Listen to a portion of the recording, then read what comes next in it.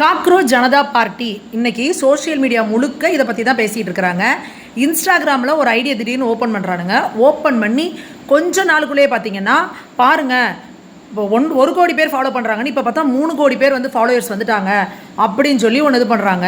அதுக்கு என்ன காரணம் சொல்கிறாங்க அப்படின்னா, உச்சநீதிமன்ற நீதிபதி திரு சூரியகாந்த் அவர்கள் வந்து இளைஞர்களை பார்த்து நீங்கள்லாம் காக்ரோச்சுன்னு சொல்லிட்டாங்க.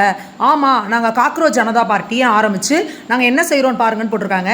இதுவே முதல்ல பெரிய போய் அவர் உச்சநீதிமன்ற நீதிபதி திரு சூரியகாந்த் அவர்கள் என்ன சொல்லியிருக்காரு அப்படின்னா, ஃபேக்கான சர்டிஃபிகேட்டு, இந்த ஃபேக்கான டாக்டர்ஸ், அந்த மாதிரி ஃபேக்கான இந்த படிப்பு சர்டிஃபிகேட் வச்சுருக்கிற இளைஞர்கள்லாம் உண்மையாக படித்த இளைஞர்களோட உழைப்பை சுரண்டுற ஒட்டுண்ணிகள் போல், காக்ரோச்சஸ் போல் இருக்கிறாங்க அப்படின்றத சொல்லியிருக்காரு.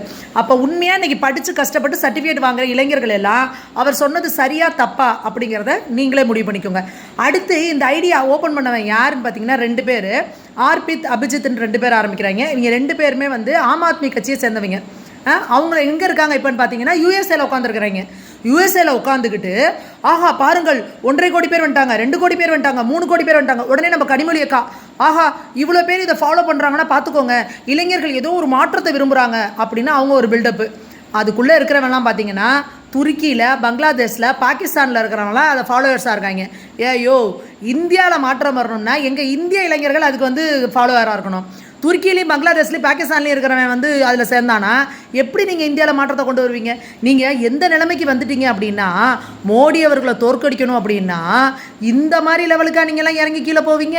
எங்களுக்கு அது ஒன்றும் புரியல. அடுத்ததாக இன்னொரு பெரிய காமெடி என்ன பண்ணுறாங்க அப்படின்னா, பாருங்கள், பாரதிய ஜனதா பார்ட்டியோட இன்ஸ்டாகிராம் பேஜில் இருக்க ஃபாலோயர்ஸை விட காக்ரோச் ஜனதா பார்ட்டியில் வந்து ஃபாலோயர்ஸ் அதிகமாயிட்டாங்கன்னு ஒரு உருட்டை விட்டுறாங்க.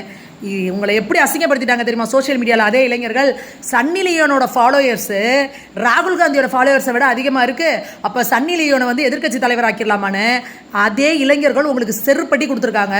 இப்போது இந்த எதிர்க்கட்சியில் இருக்கிற இண்டி கூட்டணியில் இருக்கிறவங்களாம் மூஞ்சியை கொண்டு எங்கே வச்சுப்பீங்க அப்படிங்கிறத நீங்களே சொல்லுங்கள்.